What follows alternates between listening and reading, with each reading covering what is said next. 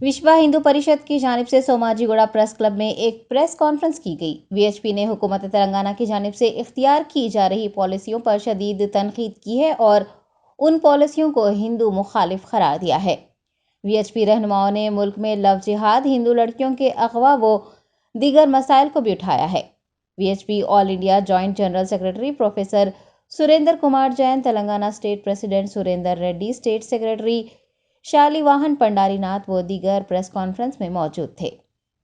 मुस्लिम बहुल इलाकों में नहीं जा सकते, वो लड़कियां वहां छिपाई जाती हैं। मैं केसीआर सरकार से अपील करता हूं, लव जिहाद या अवैध धर्मांतरण के मामले में एक व्हाइट पेपर जारी करें जिससे स्पष्ट हो यहां की सरकार कितनी गंभीर है इन लड़कियों को ढूंढने के मामले में, हिंदू महिलाओं की इज्जत को बचाने के मामले में। नंबर 2, यहां का मुस्लिम समाज क्या सोचता है?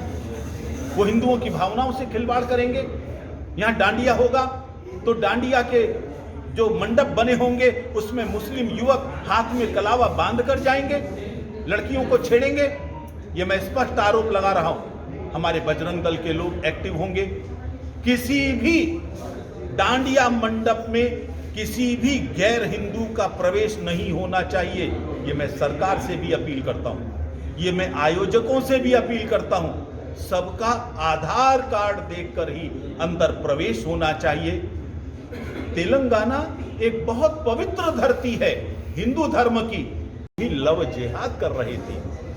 जब वे शांति प्रिय बौद्ध समाज ऐसा कर सकता है तो लव जिहाद के विरोध में बाकी समाज कैसा रिएक्शन कर सकता है, ये इनको समझ लेना चाहिए। इसलिए मैं चेतावनी देता हूं सभी जिहादियों को, जिहाद बंद करें, लव जिहाद तुरंत बंद करें, वरना इसका रिएक्शन हिंदू समाज की ओर से। तेलंगाना यहां की सरकार के और यहां की एमआईएम के संरक्षण में लव जिहाद का धंधा बहुत तेजी से चल रहा है। मुस्लिम समाज की महिलाओं के बारे में मुस्लिम नेताओं का दृष्टिकोण क्या है, वो मुद्दा निकाह से स्पष्ट हो जाता है। लेकिन क्या वो हिंदुओं की महिलाओं को माले गनीमत समझेंगे?